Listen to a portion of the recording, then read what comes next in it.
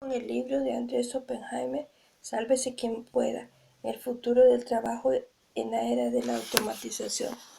La historia reciente muestra que lo impensable es posible. No es exagerado el ranking de Frey y Osborne. Me pregunté tras leer la lista de trabajos en peligro de desaparecer. El algoritmo de los investigadores de Osborne me pareció a simple vista un tanto despiadado. Más del 90% de las posibilidades de que desaparezcan los mozos de los restaurantes, las recepcionistas, los camioneros, los guías de turismo y los vendedores de bienes raíces. Les pregunté con duda y asombro, ¿acaso los camareros del restaurante no hacen una labor que, además de brindar calidez humana, requiere un alto grado de improvisación y creatividad para responder ante situaciones inesperadas? ¿Cómo puede una máquina que trabaja de camarero lidiar con un comensal que quiere cambiar un plato por otro?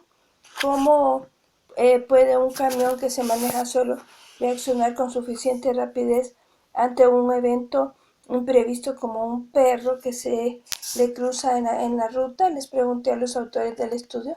Ambos me respondieron con una sonrisa resignada. Es difícil de creer, pero no será la primera vez en la historia que una serie de trabajos muy comunes desaparecen y es reemplazado por otra, respondieron. La agricultura era la industria que más gente empleaba en muchos países hasta hace poco y desapareció por completo como la principal fuente de trabajo. El porcentaje de gente que trabaja en agricultura en Estados Unidos cayó del 60% de la población en 1850 a menos de 5% en 1970 y a 2% a principios del siglo XXI, mientras que en 1910 había 12 millones de agricultores en Estados Unidos. 100 años después, en el 2010, había solo 700.000, a pesar de que en ese lapso la población general del país se había triplicado y, sin embargo, el mundo no se vino abajo. Por el contrario, el estándar de vida del promedio de los estadounidenses subió. Entonces, si la automatización del campo con los tractores y las computadoras revolucionó la industria agrícola y obligó a millones de personas a buscar nuevos empleos, ¿por qué no pensar que lo mismo ocurrirá con la revolución de los robots y la inteligencia artificial?, argumentaron. Es un buen punto. Además, la historia reciente nos demuestra que el escepticismo es una mala guía para vaticinar el futuro. Muchas ideas que parecían descabelladas hace apenas 10 años hoy son realidades de la vida cotidiana con las que convivimos con la mayor naturalidad. Después de todo, si alguien me hubiera asegurado hace apenas 10 años que le podría preguntar a un asistente virtual en mi teléfono celular cuál es la capital de Afganistán o cualquier otra cosa y una voz de mujer llamada Siri me daría la respuesta correcta, lo hubiera tildado de loco o de remate. Lo mismo hubiera ocurrido si alguien me hubiera asegurado hace apenas una década que una aplicación llamada Waze me indicaría a viva voz y en el idioma de mi preferencia el camino más corto y con menos tráfico para llegar a un destino en mi carro, o que la gente compraría sus pasajes de avión por internet, o que los cajeros de los supermercados serían reemplazados por máquinas que leen los precios de los productos. Y sin embargo, todo esto mucho más ya está pasando. Los avances tecnológicos se suceden tan rápidamente que anestesian nuestra capacidad de asombro. Las novedades tecnológicas nos asombran durante un par de minutos y luego las incorporamos a nuestra vida como si siempre nos hubieran acompañado. Muy pocos recuerdan que antes del 2007 ni siquiera existía el iPhone tal como lo conocemos hoy, o que Waze recién se empezó a usar a escala mundial después de que Google compró la empresa en el 2013. Y hoy muchos de nosotros nos preguntamos cómo podríamos vivir sin el iPhone, el Waze y muchas otras aplicaciones que usamos todos los días. En Japón ya no hay hoteles manejados por robots. Ya hay hoteles manejados por robots.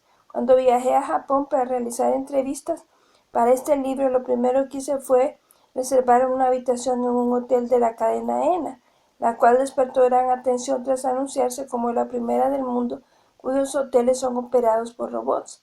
Había leído que los recepcionistas, conserjes, botones y hasta los servicios de comida en el hotel estaban totalmente automatizados y quería experimentar en carne propia cómo funcionaba. Cuando llegué, cuando llegué con mis maletas al hotel situado en un suburbio de Tokio, cerca del parque de diversiones Disney World, me encontré con que, efectivamente, varios de sus empleados habían sido reemplazados por robots y máquinas inteligentes, aunque como verán más adelante, algunas de ellas no eran tan inteligentes o estaban en proceso de aprendizaje. En la conserjería había dos enormes robots con forma de dinosaurios que llevaban sombreros verdes, como los que usan los conserjes de los hoteles tradicionales.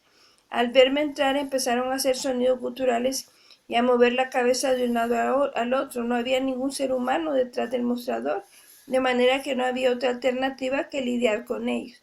Tal como me enteré después, otras sucursales de la cadena tenían conserjes robóticos con aspecto de hombres o mujeres, pero la sucursal de Tokio, por estar cerca de Disney World, había optado por hacer que todos sus conserjes fueran dinosaurios para deleitar a los niños. Del otro lado de la entrada del hotel había un acuario de unos 2 metros de diámetro, con 3 grandes peces de colores nadando en círculos, subiendo y bajando constantemente en sus recorridos irregulares. Solo cuando uno se acercaba advertía que se trataban de peces robóticos de plástico, impulsados por algún motor interno que no estaba a la vista. Bienvenido al Hotel Ena, me dijo el conserje dinosaurio, con una voz ronca como la que uno se imaginaría la de un dinosaurio, aunque lo suficientemente simpático para no asustar a nadie, indicando con sus garras una tableta que tenía frente a sí sobre el mostrador de la recepción. El reptil prosiguió diciendo: por favor, seleccione en la tableta el idioma que habla. Acto seguido, el personaje dinosaurio, que no dejaba de mover la cabeza de un lado al otro, dijo: por favor, coloca la primera página de tu pasaporte en la tableta que está a tu derecha y aprieta la tecla empezar. Mientras cumplía la instrucción del dinosaurio, le pregunté: ¿cómo te llamas? Pero el robot no parecía estar preparado para contestar esa pregunta.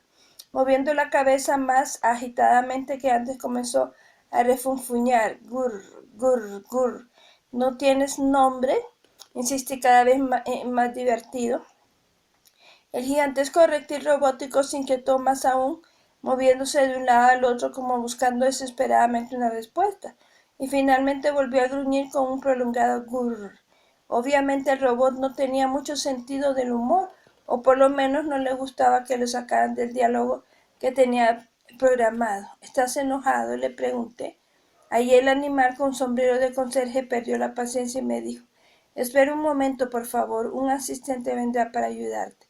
Y en cuestión de segundos salió de una puertecita de atrás del mostrador una señorita uniformada que, tras saludarme con la reverencia típica de los japoneses, me explicó con la mayor seriedad que los dinosaurios del hotel eran nuevos en su trabajo, que por el momento solo podían hacer el trámite del registro de entrada y salida de pasajeros. En otras palabras, no eran dinosaurios para ponerse a conversar.